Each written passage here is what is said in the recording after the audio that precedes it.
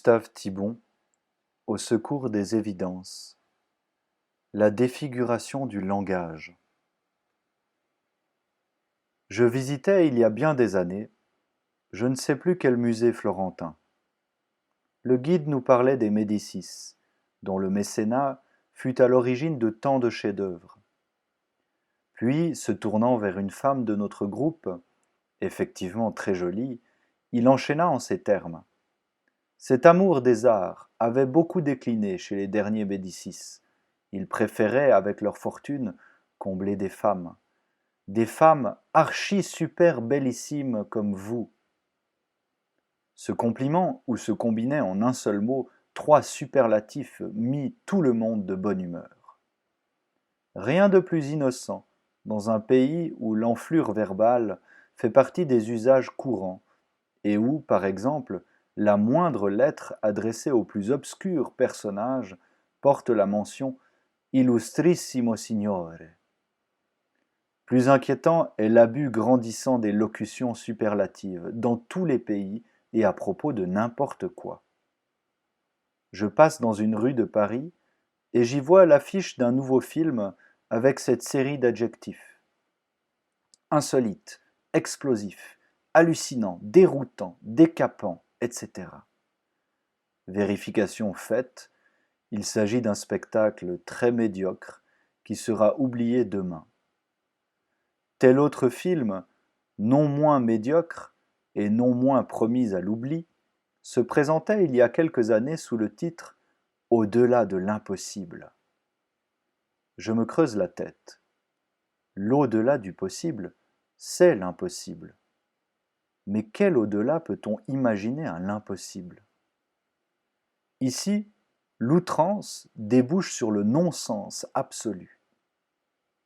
On pourra répondre que l'exagération et l'affabulation ne datent pas d'aujourd'hui, et que, par exemple, les exploits du Roland des chansons de geste ou du Cid des romanceros n'ont que des rapports très lointains avec ceux des personnages historiques du même nom.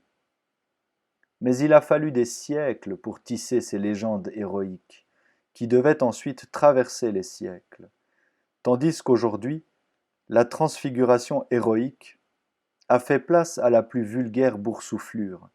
La surenchère verbale devient le pain quotidien des faiseurs de publicité et sévit au niveau des banales réalités de tous les jours. Autant d'exemples de cet état d'esprit que de moustiques sur un marécage.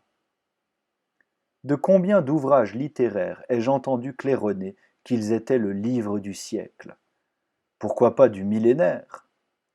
L'un d'eux, dont j'ai oublié le titre et l'auteur, était présenté comme la révélation de secrets cachés depuis le commencement du monde. On se demande où et par quels moyens l'un de nos contemporains a trouvé cette clé magique qui donne accès à tant de mystères insoupçonnés jusqu'ici de tous les sages et de tous les saints.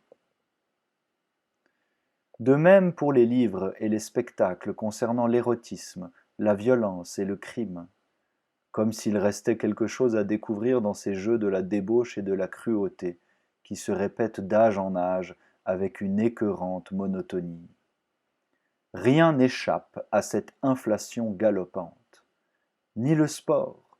N'ai-je pas lu un reportage sur le Tour de France où l'on comparait un coureur gravissant péniblement le Ventoux au Christ portant sa croix dans la montée au calvaire? Ni le tourisme. Telle agence de voyage nous vante les charmes insolites d'un pays lointain comme s'il s'agissait d'une autre planète. Ni même la gastronomie.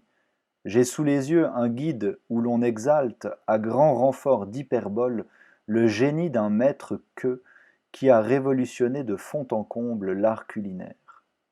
À quoi tient ce déferlement d'exagération?